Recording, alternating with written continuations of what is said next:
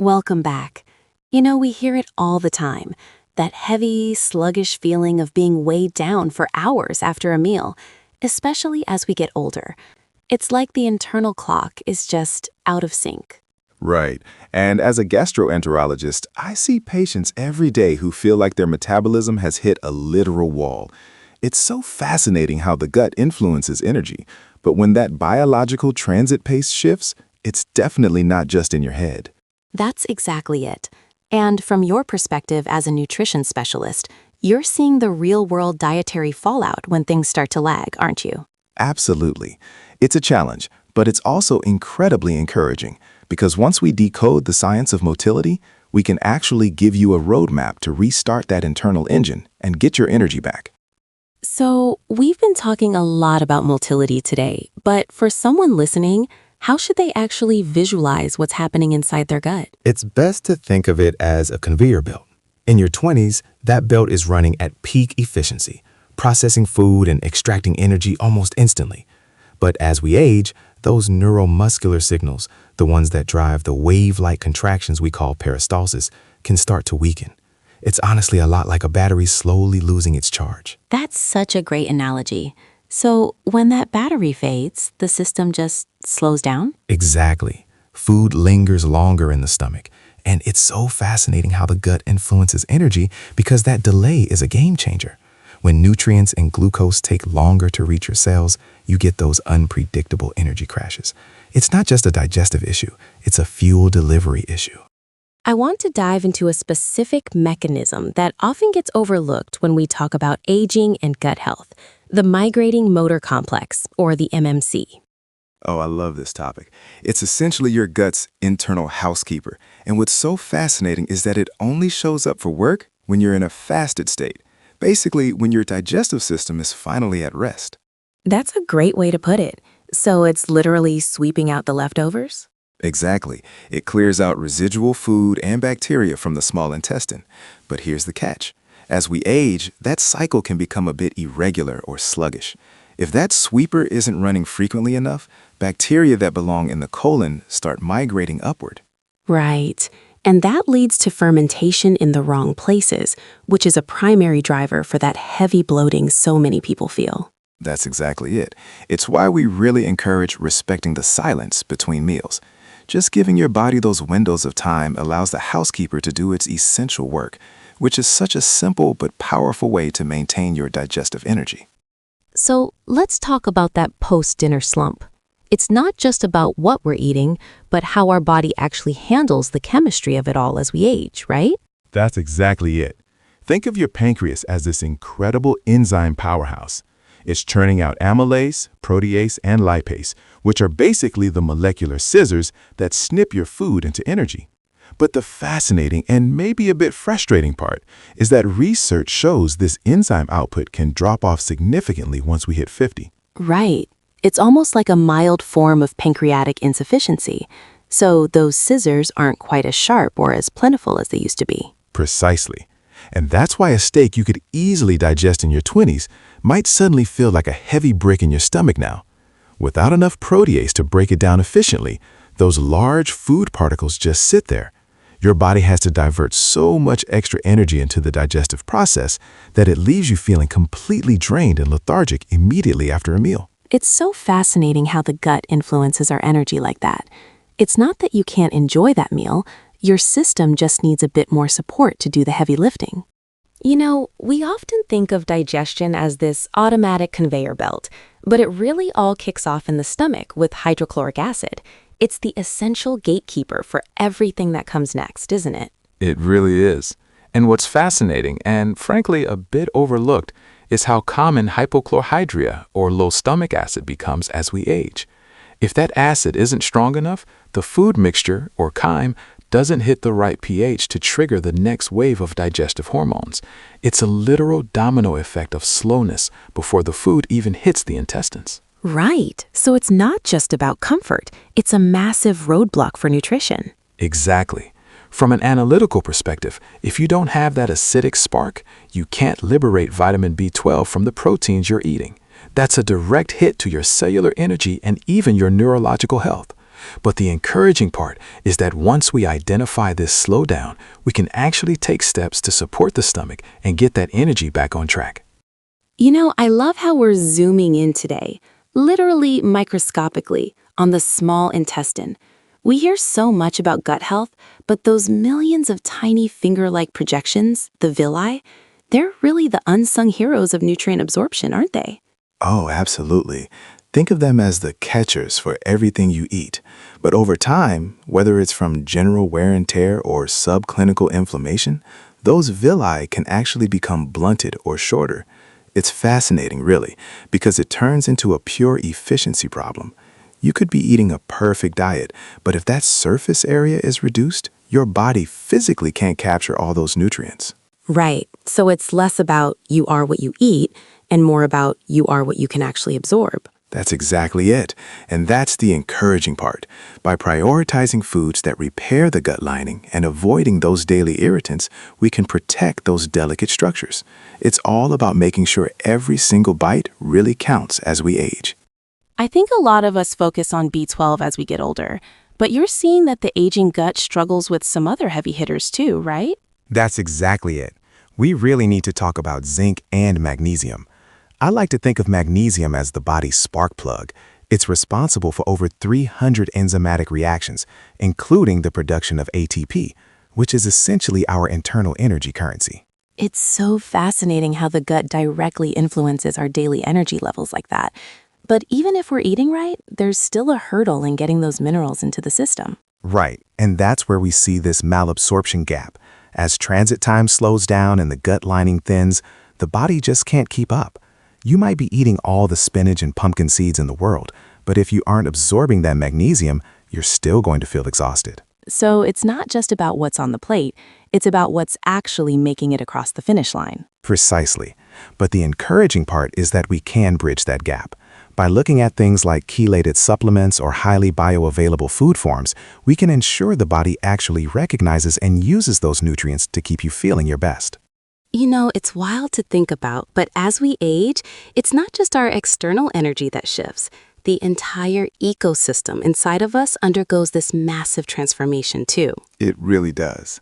In fact, studies show the microbiome of a 70-year-old looks vastly different than a 30-year-old's. We tend to lose that critical microbial diversity, specifically those bifidobacteria strains that do the heavy lifting for our immune system and gut barrier. Right, and I'd imagine when those good guys start to fade, it creates a bit of an opening for other issues? That's exactly it. Opportunistic bacteria move in, which can lead to more gas and even slower motility. But here's the encouraging part. A monotonous diet usually leads to a monotonous microbiome. If we reintroduce variety, we can actually shift that environment. I love that. So instead of letting the gut become a desert, we're essentially trying to cultivate a vibrant rainforest to keep our digestion and energy levels where they need to be. Precisely. It's all about feeding that diversity. You know, we keep hearing this buzzword, inflammaging, lately, but it's more than just a trend, isn't it? It's really about what's happening deep in our gut. That's exactly it. Think of it as a chronic low-grade fire. When the gut barrier becomes permeable, what we often call leaky gut, these endotoxins slip into your bloodstream. Suddenly, your immune system is on high alert 24/7. Right, and that sounds like it would be incredibly draining. Is that why we feel that deep, persistent fatigue as we get older? Precisely. It's a metabolic tax. Your body is redirecting massive amounts of energy just to maintain this constant state of defense, leaving you totally spent. It's fascinating, really, how much the gut influences our daily vitality. It makes so much sense when you frame it as an energy leak. So how do we actually start to plug that leak and cool things down? It's all about soothing that intestinal fire. It's so encouraging because we can actually take control here. By cutting back on processed foods and bringing in heavy hitters like curcumin and omega-3s, we can heal that barrier and finally give the immune system a rest. It's so fascinating how the gut influences our energy, right? We often hear it called the second brain, but it's more than just a metaphor. That's exactly it. They're physically linked by the vagus nerve. I mean, when you realize 95% of your serotonin is produced in the gut, you see why a sluggish digestive system leads directly to brain fog. As we age and that microbiome shifts, it can really disrupt your physical motivation. Right. And then you get stuck in that cycle. You feel unmotivated, so you move less, which just slows the gut down even further. Precisely. But it's actually very encouraging because you can break that loop just by stimulating the vagus nerve through things like deep breathing, humming, or specific dietary shifts. You can literally wake that connection back up and get things moving again. We've all experienced that classic food coma. But it's fascinating how that post-meal slump actually intensifies as our digestive system ages. It really does. Because the gut becomes less efficient over time, the body has to work overtime, diverting a massive amount of blood flow to the splanchnic bed, basically the digestive tract, just to process a meal. Right. So you're essentially stealing oxygenated blood from your brain and muscles, which explains why the brain fog hits so hard after a heavy lunch. That's exactly it. You're overtaxing a system that has a slightly diminished capacity. But the encouraging part is we can fix this through digestive pacing, simply choosing smaller, more frequent meals to keep your energy steady instead of draining the tank. You know, I love that analogy of water being the literal lubricant for our digestive tract. But there's a real challenge as we get older, isn't there? That's exactly it. Our internal thirst mechanism actually blunts over time, meaning you might be dangerously dehydrated and not even feel it. Which is a huge red flag for our gut speed. Right, because without enough fluid, the colon starts borrowing water from your food waste, which leads to that uncomfortable backup. But the encouraging part is that you can actually eat your water. It's not just about the glass on your nightstand. Exactly. Incorporating things like cucumbers, melons, or even soups provide hydration bound to minerals. It's absorbed differently and keeps that motility slide nice and slippery, which is so key for keeping your energy up as you age. You know, we always hear that fiber is the engine of our digestion, but it's so fascinating how that conversation really has to change as we get older. It's not just about quantity anymore, is it? That's exactly it. We tend to think all fiber is the same, but the type matters immensely as the system slows down. If things are a bit dry in there, heavy roughage, that insoluble fiber can actually create a bit of a traffic jam. Right, which is the opposite of what we want. So how do we keep things moving without that friction? It's all about the gel. Soluble fibers, like you find in oats or flax seeds, absorb water to create this soft, bulky mass. It's much easier for those slightly weakened muscles to move along. It sounds much more supportive. So maybe less raw kale and more cooked veggies? Exactly. We really encourage that shift toward cooked options and soluble sources. It's about providing gentle bulk for the gut, rather than that abrasive scrubbing effect. It's a much kinder way to stay regular. It's so fascinating how the gut influences everything, but we often forget where the process actually begins. Most people think it's the stomach, right? That's exactly it. But digestion actually starts in the brain with what we call the cephalic phase. Just seeing or smelling your meal primes the entire system. Then, of course, you have the mechanical side, the chewing. Right, and that seems to be a real hurdle for a lot of seniors, whether it's due to dental issues or just a lifelong habit of rushing through meals. Precisely. And I tell my patients this all the time. Your stomach doesn't have teeth. If you aren't chewing your food into a paste, you're forcing your stomach to do a job it simply wasn't built for. It's such a powerful visual. So how do we fix that? Is it just about slowing down? It really is. We heavily encourage mindful eating, literally just putting a fork down between bites. It's the single most effective, free tool we have. It allows saliva to release that first wave of digestive enzymes, making the whole process so much smoother for your body. You know, we often focus so much on what we're putting into our bodies, but it's just as important to talk about when we stop. That's exactly it.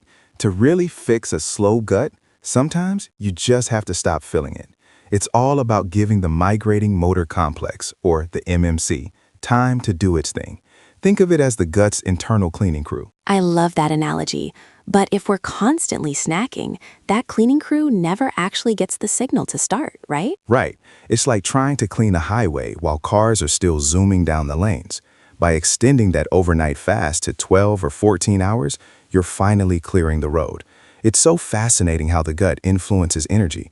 When you cut out that late-night snacking, your body actually rests instead of working overtime on digestion. You'll be amazed at how much energy you have in the morning.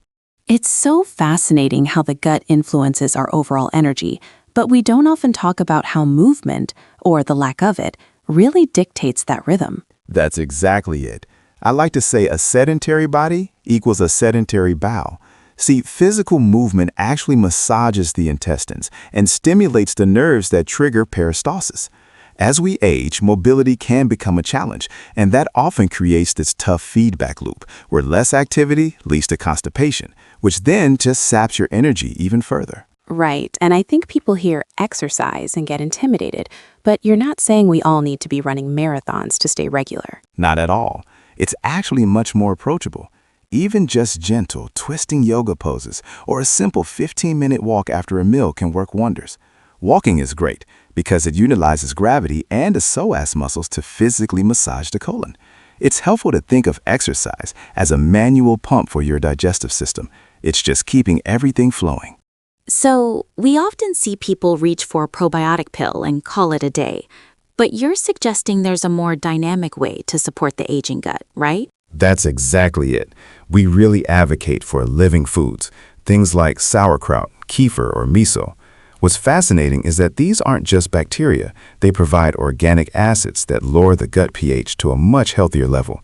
And because they're fermented, the nutrients are already pre-digested, making them incredibly bioavailable. It's so interesting how those foods almost act as a biological signal, telling the digestive system, hey, it's time to get to work. Right, it's like a digestive warm-up. For the aging gut specifically, I always suggest starting small, maybe just a tablespoon with your meal, to let your microbiome gradually adjust to the new reinforcements without any bloating. It's a gentle but powerful way to reclaim that energy. You know, as we age, sometimes the digestive system just needs a little nudge. What are we looking at to get things moving again? That's exactly it. We often look to digestive bitters, herbs like gentian or dandelion. I like to think of them as a starter pistol for the gut. When you take them before a meal, they actually stimulate the vagus nerve to signal the production of your own natural acids and enzymes. I love that analogy. So it's essentially waking the system up before the food even arrives. But what about when we need a bit more help with the breakdown process itself? Right, and that's where nature is so clever. Fruits like pineapple and papaya contain bromelain and papain, which are these powerful enzymes that help specifically with breaking down meats. It's so fascinating how the gut influences our overall energy. So by incorporating those, or even a high-quality supplement, we're essentially stepping in to help. Exactly. For those experiencing pancreatic decline, it's really just about manually replacing what the body is producing less of. It's an incredibly encouraging way to take the load off your system and feel like yourself again. So we're talking about aging today, and I think there's this common assumption that feeling sluggish is just part of the deal, but it doesn't have to be, does it? Right, exactly. While aging is inevitable, digestive sluggishness really isn't. It's all about maintaining that high-performance engine. It's so fascinating how the gut influences energy. It's not just about what you're eating, but specifically what you're actually absorbing. That's a great distinction. It's about the mechanics, things like the MMC, or migrating motor complex, and keeping those enzymes supported. Precisely. When you prioritize hydration, lean into those enzymes, and keep your body moving, you're essentially fine-tuning that engine.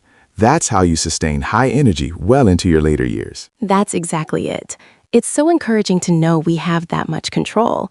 We'd love to hear from you, though. Have you noticed your digestion shifting over the years? And what specific foods make you feel the most energized? Let us know in the comments.